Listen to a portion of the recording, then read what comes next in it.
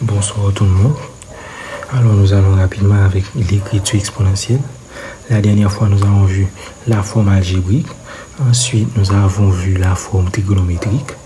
Maintenant nous allons voir la forme exponentielle. Donc en notation, pour θ dans R, on note justement cosinus θ plus I sinus θ égale exponentielle I θ. Et par conséquent, pour R dans R star plus, on a R de cosinus θ plus I sinus θ égale à R exponentielle I θ. Bon. Cette notation est appelée notation exponentielle. Donc, maintenant, en termes de propriétés, on y va rapidement. Ce sont les propriétés similaires à la dernière fois. Ok. Les résultats déjà vus s'écrivent avec la notation exponentielle.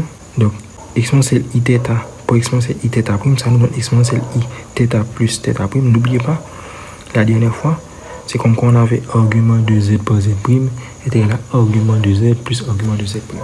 Et ici, exponentielle I θ exposant n est égal à exponentielle I n θ.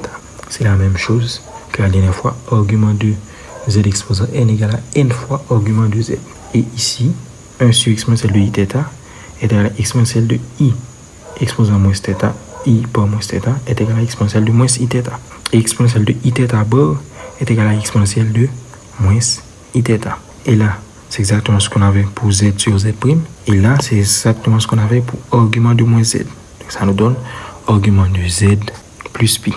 Bien entendu, et la notation exponentielle, c'est la notation la plus simple à utiliser. La notation la plus simple à utiliser. Maintenant, la propriété exponentielle facile à retenir permet de trouver les formules d'addition. Bien entendu, ça, n'oubliez pas, on les avait déjà fait en trigonométrie. Mais ce qu'il faut savoir, c'est cette formule cos θ égale exponentielle I θ plus exponentielle moins I θ sur 2 et sinus θ égale exponentielle I θ moins exponentielle moins I θ sur 2i. C'est exactement la même formule pour REZ. Vous vous rappelez bien, et IM de Z. Vous vous rappelez bien que REZ c'est égal à Z plus Z bar sur 2 et IM de Z c'est égal à Z moins Z bar sur 2i. Donc c'est la même chose ici. Il y a une similitude. Maintenant, ce qu'il faut bien comprendre, donc si on a Z égale à R facteur de cos θ, donc ce même Z peut s'écrire comme R fois exponentielle I θ.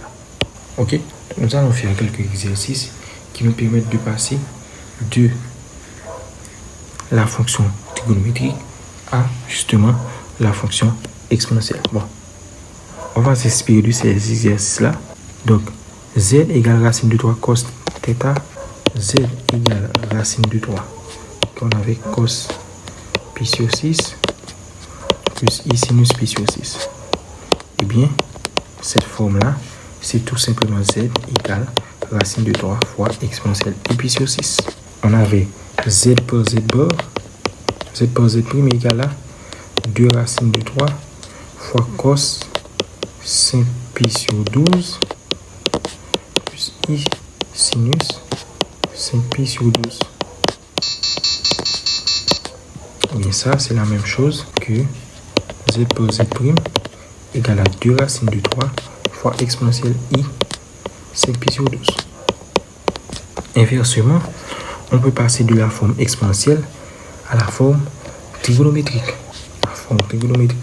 Par exemple, si on a Z qui est égal à 2 racine de 2 fois exponentielle 2 moins I pi sur 3, et bien ce qu'on peut faire à la forme trigonométrique, on va dire égal à 2 racine de 2 fois exponentielle de I de moins pi sur 3, on fait moins la rentrée.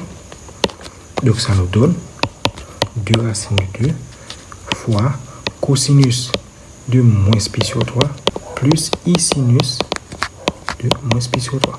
Donc ça nous donne 2 racines de 2. Cosinus de moins pi sur 3, c'est encore cosinus de pi sur 3. Sinus de moins pi sur 3, c'est moins sinus de pi sur 3. Donc moins I sinus. Et on pourrait même passer de cette forme à la forme algébrique. Okay? À la forme algébrique. Donc, pour passer de ça à la forme algébrique, qu'est-ce qu'on fait? On trouve cosinus pi sur 3 et on trouve I sinus pi sur 3. Ok, forme algébrique. Donc ici, cosinus pi sur 3, n'oubliez pas, non? Cosinus pi sur 3, il faut connaître ça, oui. Cosinus pi sur 3, ça nous donne 1 demi. Et sinus pi sur 3 nous donne racine de 3 sur 2. Donc en remplaçant, pour la valeur, on a z égale à 2 racine de 2 fois cosinus pi sur 3 qui est 1 demi moins i sinus pi sur 3 qui est racine de 3 sur 2. Donc, on fait rentrer les facteurs. Donc, ça nous donne 2 racines de 2 sur 2. On simplifie. Moins i fois 2 racines de 2 racine de 3 sur 2. Ici encore, on simplifie. Donc, ça nous donne racine de 2. Maintenant, moins i racine de 2 par racine de 3. Ça nous donne racine de 6.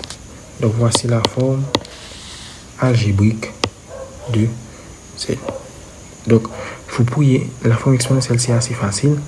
Vous pourriez essayer de faire avec les autres qu'on avait vus là-haut.